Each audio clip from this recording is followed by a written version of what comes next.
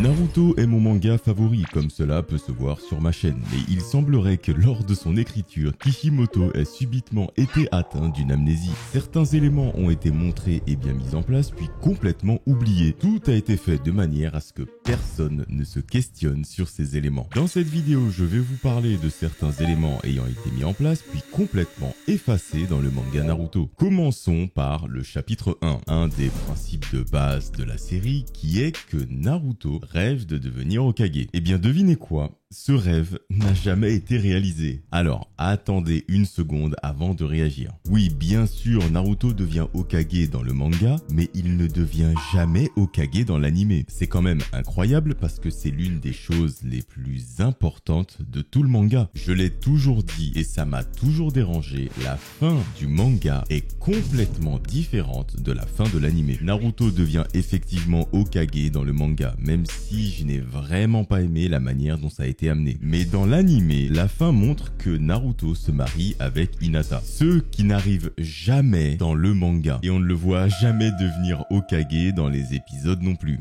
Et pour couronner le tout, on ne le voit pas non plus devenir Hokage dans Boruto. Il faut regarder un OAV où Naruto se fait mettre KO par Himawari le jour de son investiture. Et en plus, c'est Konohamaru qui doit le remplacer durant toute la cérémonie. C'est totalement gâché. Un tel événement qui concrétise un rêve qui est surtout l'élément central du manga est complètement bâclé. Donc au final, le fait de dire que Naruto deviendra Hokage et que ça nous est dit dès le chapitre 1, en quelque sorte, c'est teasé mais totalement abandonné puisqu'on ne voit vraiment pas comment cela se passe dans le manga de base. Nous sommes obligés de nous référer à des éléments annexes, ce qui techniquement veut dire que cet élément a été oublié de l'histoire principale.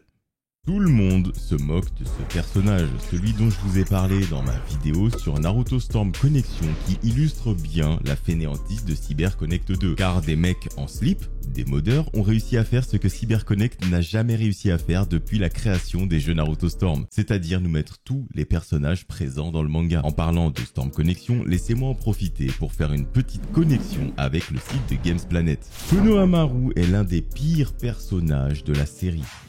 Et de loin, mais Games Planet est beaucoup plus utile que ce personnage, notamment avec ses réductions intéressantes. Quand vous voyez le titre du deuxième chapitre, Konohamaru, vous vous attendez à ce que ce personnage joue un rôle central dans le manga. Mais non, c'est loin d'être le cas. Contrairement à Games Planet, où un élément central du site est que les jeux y sont moins chers et sécurisés. Même si c'est du digital, en cas de problème, vous pouvez obtenir un remboursement. Konohamaru est légèrement développé dans le manga. Puis, il disparaît complètement. On nous a vendu un personnage comme étant le petit-fils du Kage du village, qui, au final, ne sert à rien. Et il est rapidement devenu évident qu'on ne pouvait plus rien attendre de lui. Exactement comme ces autres sites qui vous vendent des clés bien moins chères que Games Planet, qui omettent de mentionner des taxes supplémentaires lors du paiement avec PayPal, ce qui est illégal. De plus, il y a un risque que votre clé soit bloquée car elle provient du marché gris. Le pire, c'est que la plupart des scènes que vous voyez avec Konohamaru dans l'anime ne sont même pas dans le manga. Ce sont des fillers ajoutés pour que l'anime ne rattrape pas le manga. Et très souvent, ces événements sont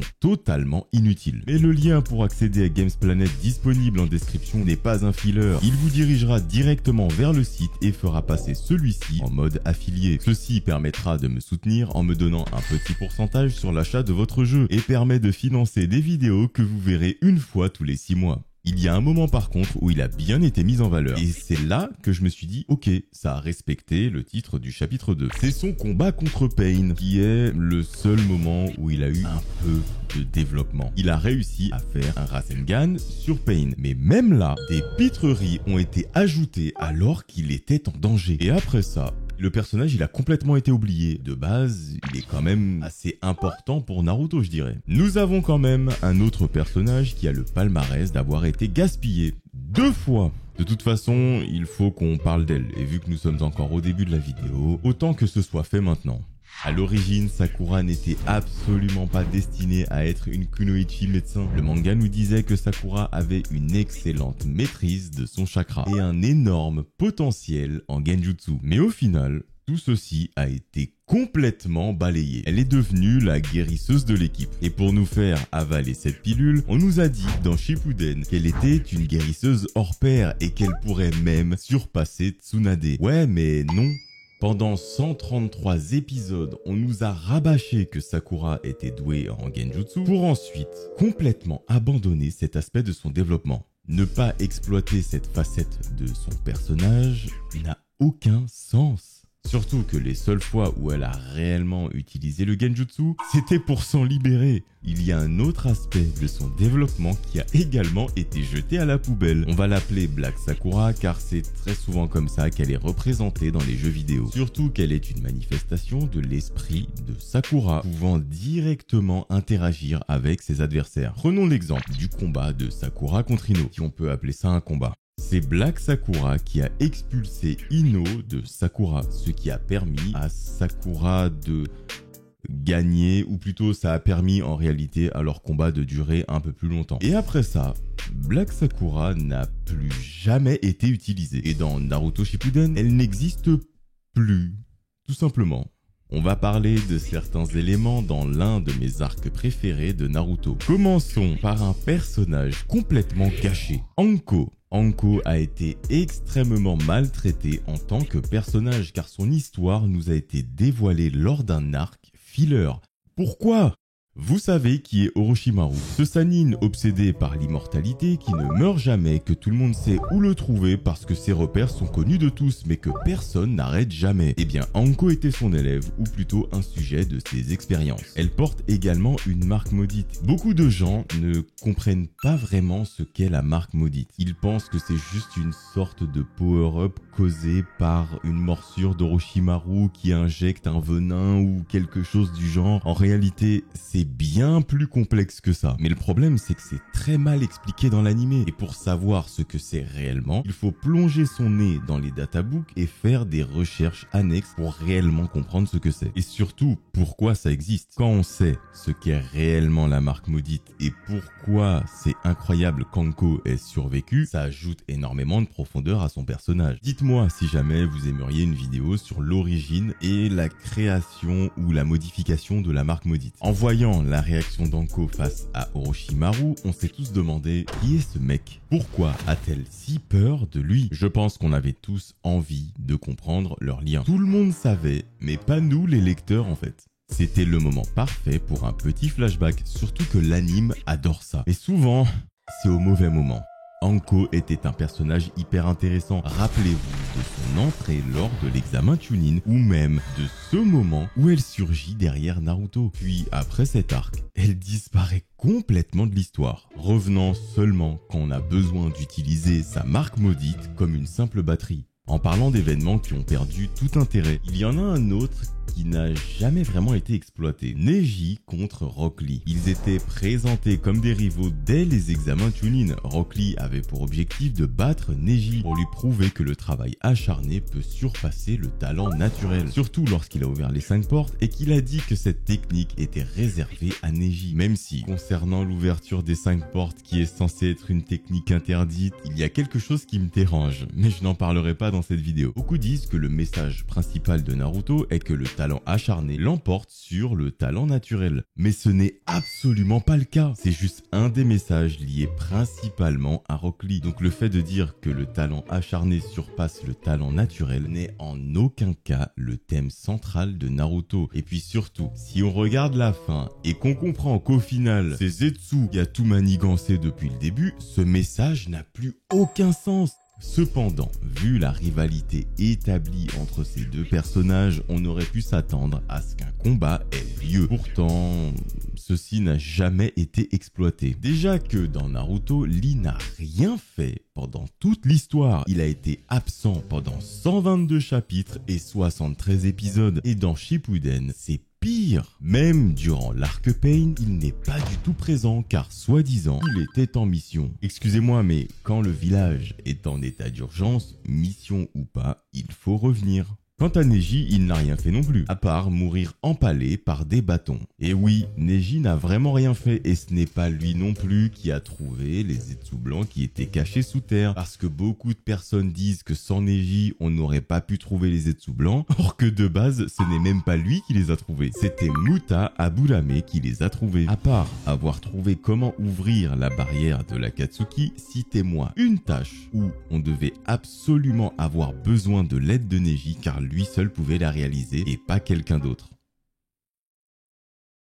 L'équipe Guy n'a pas eu un traitement favorable, à l'exception de Guy lui-même, qui, selon moi, a eu un très bon développement. Mais pour les autres, ils ont tout simplement été oubliés. Je vous ai dit, concernant Lee dans l'arc Pain, mais le pire, c'est que dans l'arc Pain, c'est l'équipe Guy qui n'est pas là du tout. Et la seule justification qu'on a, c'est cette page au chapitre 437. C'est vraiment dommage, car ça confirme littéralement tout ce que je viens de dire. Après, je pense que concernant Guy, c'était fait exprès, car je sais que si Guy avait ouvert les portes, voyant ce qu'il a déjà fait à Madara, s'il avait fait la même chose à Pain, je pense que l'arc Pain se serait terminé extrêmement vite. Voilà pourquoi, selon moi, Kishimoto a fait en sorte de faire Guy s'absenter du scénario durant cet arc. Vu que nous parlons de l'équipe Guy, il faut bien évidemment parler de la dernière personne qui n'est autre que Tenten et les armes du Rikudo. Ceci est un gaspillage sans précédent. C'est vrai que Tenten a utilisé une de ses armes pour éliminer Kakuzu en un seul coup. Retenez bien ça parce que vraiment ces armes sont juste incroyables. Quand Madara est devenu le Jinchuriki du démon à 10 queues, il a craché 2 armes. Ces armes sont tombées près de Guy et Lee. Ensuite, quand Guy et Lee se sont rendus sur le champ de bataille pour affronter Madara, Lee a dit que Tenten est restée derrière parce qu'elle avait quelque chose à vérifier. En sachant cela, je me suis dit que vu les armes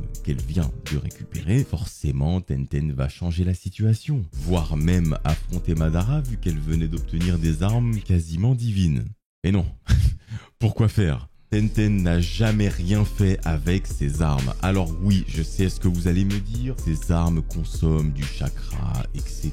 Oui, mais si elle est restée derrière et qu'elle les a surtout scellées dans des rouleaux, c'est qu'elle comptait forcément s'en servir. Mais non, elle ne les a jamais utilisées pour sceller Madara ou même faire quoi que ce soit d'important avec. Elle a été mise sous le contrôle du Tsukuyomi infini comme tout le monde. Et c'est tout. J'aurais préféré que Tenten scelle Madara, notamment avec la gourde, parce que franchement, quand je pense au délire avec Black Zetsu et Kaguya, Tenten a complètement gaspillé ses armes. Le pire dans tout ça, c'est qu'elle les a juste scellées pour après les exposer dans une boutique. Nous la voyons dans le dernier chapitre où elle tient une boutique où personne n'achète rien et la seule chose qu'elle trouve à faire, c'est d'exposer des armes qui ne sont pas à vendre. Nous sommes bien d'accord qu'il s'agit d'une armurerie au sein d'un village ninja, donc une armurerie basique. Alors, pourquoi des armes légendaires y figurent-elles? Surtout si elles ne sont pas à vendre.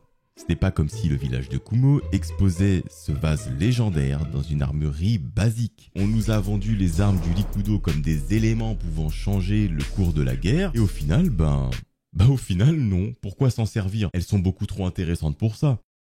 Si l'on regarde bien, le Byakugan en tant que dojutsu, c'est quand même une sacrée arnaque, Il est dit qu'avec le Byakugan, on peut bloquer les Tenketsu grâce au point souple. Mais les utilisateurs peuvent aussi utiliser cette technique pour amplifier le flux de chakra et booster leurs propres compétences ou celles des autres. Ce n'est pas dit explicitement concernant l'utilisateur du point souple qu'il peut utiliser ça sur lui-même, même si je pense que si. Car toucher un méridien ne nécessite pas de vélocité, mais simplement du chakra au bout des doigts. Pour preuve, Neji s'en sert lorsqu'il atteint l'attaque. Si l'utilisateur peut voir à travers le corps des gens avec son Byakugan, je suppose qu'il peut voir à l'intérieur de son propre corps. Donc il peut choisir ou appuyer pour amplifier son propre flux de chakra. Même si cette idée concernant l'amplification du flux de chakra est évoquée, puis jamais réutilisée. Tout comme le mensonge du databook numéro 3 qui dit qu'avec le Byakugan, on peut voir à travers tout. Or,